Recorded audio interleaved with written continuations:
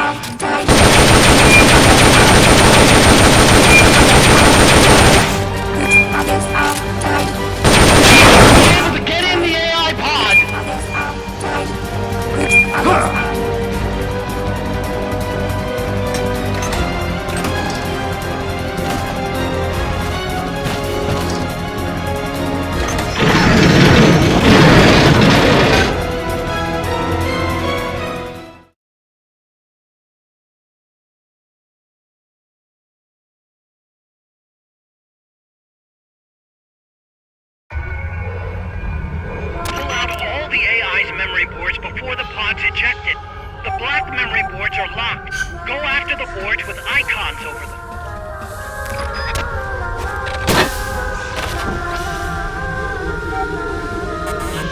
You can unlock memory boards by destroying the mechanical components that they control. Any boards you remove can be used to build our own AI weapon. Memory boards have different functions according to the icons displayed over them. Go ahead and take whichever ones you want.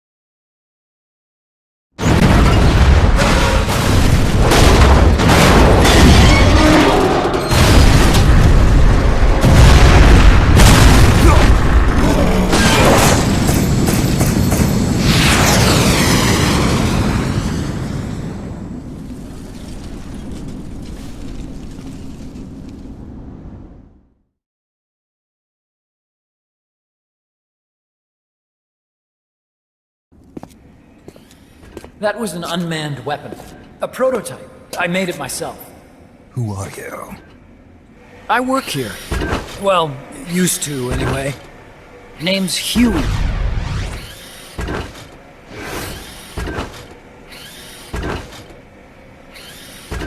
And who might you be? You don't look like one of those mercenaries. Me. I'm an entomologist. A fighting entomologist? Yeah, I specialize in butterflies. I'm here to catch Ulysses. Ulysses? Huh. I didn't think they lived in Costa Rica. Morphos, maybe? That's it. Need to get some before the Washington Treaty goes into effect. Says here Morphos aren't covered under the treaty. Must have slipped my mind. You sure you're feeling all right? Anyway, long story short, the butterfly got away. So how about it, Doc? Did you make that big butterfly too? Yes. And no. What was that thing? What are they doing here? Huh. Something tells me you're no ordinary entomologist.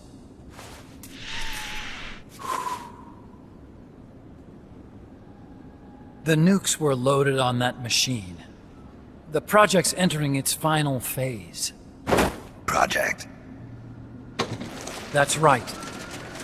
The thermonuclear warheads they brought in, the bases scattered throughout Costa Rica, The mercenaries, the AI weapons, the research we were conducting here, it's all for this. We used this facility to develop unmanned weapons. Unmanned? Robots. The one you just fought was a pupa. There's also a flying type called Chrysalis and a treaded type, the Cocoon. Motor control, target detection, tracking, attack, capture, and transport functions are all controlled by an electronic brain. There's no need for a human pilot. They can only follow simple commands, though. Why build them here? For the CIA. They invited me here a year ago. That's who that guy was. CIA's station chief for Central America. Goes by the name of Hot Coldman. Apparently he was some sort of hero back at the height of the Cold War. He's the one running the show. We called it the Peace Walker Project. Peace Walker. They're going to deploy a new type of nuclear weapon along the Caribbean coast of Latin America. A mobile, unmanned nuclear platform. Unmanned nuclear platform? A fail-deadly system that can automatically move into position and launch a retaliatory nuclear strike. It can move on its own, and stealth shields it from radar and satellite detection, drastically reducing the risk of it being destroyed in a preemptive strike. And this is the new deterrent? Supposed to be. The problem is the locomotion system. There's no dry season in the Caribbean. It rains all year round. The terrain is full of tropical rainforest. A lot of the time you can't even build a proper road. So I went back to where it all started. What's that? Legs. Walking power. A mobile launcher carrying a thermonuclear warhead even more powerful than the Soviet RDS-220s. That's Peace Walker. Chico's Basilisco. We did the assembly and field testing here. A walking nuke. I sort of borrowed the original idea from behind the Iron Curtain. The missing link between infantry and artillery. Metal Gear. Metal Gear. But they'd actually need to deploy dozens of them. Coldman needs funding for that. And to get it, he's planning a test, which will also serve as a demonstration for the folks back at Langley. Wait, he's launching a nuke to prove that his perfect deterrent works? In his words, to prove that if someone attacks us, we will strike back. Put simply, nuclear deterrence is the idea of using nukes to keep nukes in check. If one side launches nuclear weapons, the other is sure to launch theirs in retaliation, which makes launching an act of suicide. In the end, neither side can use its nukes. It's thanks to this doctrine that the world's two superpowers have avoided all-out confrontation. Nuclear deterrence has brought us peace. At the very least, it's prevented another world war from breaking out. But the theory of nuclear deterrence exists only on paper. In reality, there's no guarantee that either side would follow through with retaliation. There's the chance that a preemptive strike could destroy all the missile bases, render them unable to retaliate. But the biggest flaw in the theory is that the decision to retaliate has to be made by human beings. Let me give you a real-world example. Let's say Country X launches first against Country Y. If the people in charge of Country Y are like you and me, they're not going to be able to retaliate, knowing that they're effectively ending all human life. So then the weak link in nuclear deterrence theory is the uncertainty of retaliation. Bingo. And that creates a loophole Country X can exploit to launch the first strike. Which is why we designed the system to be unmanned. With Peace Walker, retaliation is certain. It chooses the appropriate target and launches a retaliatory nuclear strike, every time, without needing human input to make the call. Launching a nuclear strike against Peace Walker is tantamount to pushing the launch button against yourself. It closes the loophole in nuclear deterrence theory, rendering our friends in Country X completely unable to launch. What Coldman is saying is that to achieve this goal, we need to demonstrate that retaliation will be carried out by a machine. He will launch his nuke. And then his version of deterrence will be complete. And you believe him? I believe in peace through nuclear deterrence. Why? My father worked on the Manhattan Project. He put his whole life into that research. And all it created was this illusion of peace called deterrence. And then I was born, unable to walk. I had no choice but to face up to the nukes. But if they do end up launching, it'll all have been for nothing. They've got to be stopped. Where'd they take the warheads? To a base near the border. The final test is 5 days from now. Where's the base? You're gonna stop them? It's kind of a hike. And besides, there's a surefire way to halt the project. You see, Peace Walker isn't quite finished yet. What do you mean? It's missing one last critical structural component. The AI. Its brain. The reptile pod, the electronic brain I was working on, can only follow commands like, go there, attack that. I guess you could compare it to the human cerebellum. But for nuclear deterrence to work, it must function in place of a human decision maker. It needs something to analyze the huge volumes of data coming in and select an appropriate target for retaliation.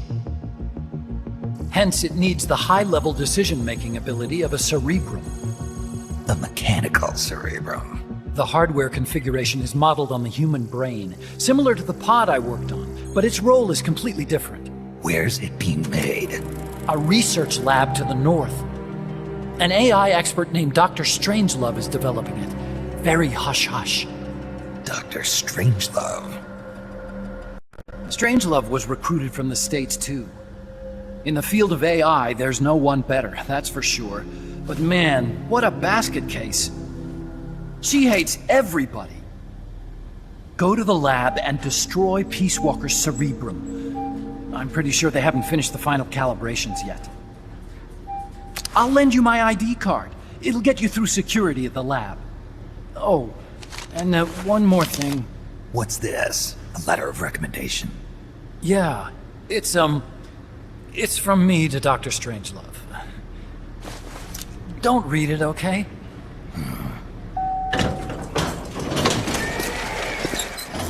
So what will you do now? I'm done with science. At this rate, I'm probably already halfway to hell anyway. Not so fast. Why not join us? Our place is outer heaven. You'd fit right in. Outer heaven? Yeah.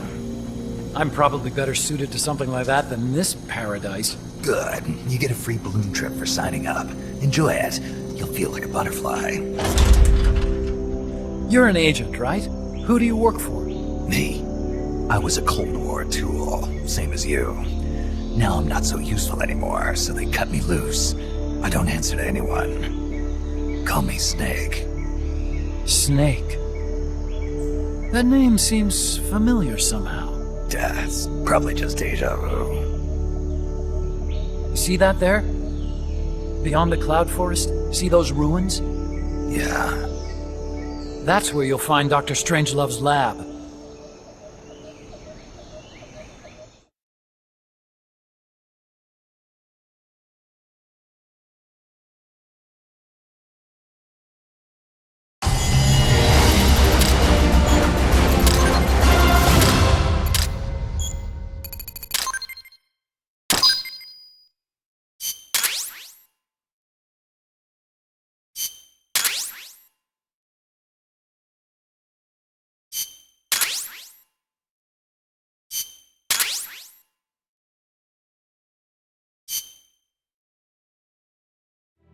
Snake, the doctor's safe here with us. Huey, how are you feeling? Never better. This is quite the pad you've got here, boss. I'm impressed. Call me Snake. Whatever you say. Like it or not, everyone here calls you boss. By the way, if you're at all interested in improving your tech, by all means assign me to the R&D section. I'm pretty sure I'll be of some use. Once we have the necessary materials and blueprints, we can start work on that bipedal mech. I appreciate that, but are you sure you're okay with having your work used for war? I'll be using it to keep past mistakes in check.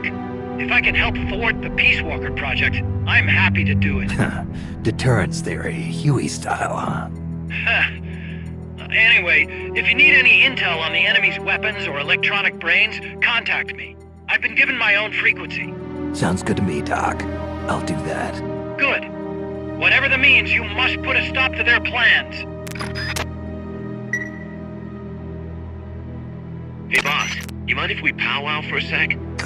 What now? MSF brand rations? Actually, that sounds... No. With all the men we have now, it may be time we started sending some of them to other countries. You mean dispatching mercs? How else are we gonna keep feeding the crew we have? I know. You're right. Okay, to deploy troops, select Outer Ops from the Mother Base menu. If it goes really well, we might even get new recruits, weapon design specs, or leads on new missions. We can deploy any vehicles or large-scale weapons in our arsenal as well. And if things don't go really well? Yeah, we could lose men. I won't try and force you. You're the one calling the shots here, boss.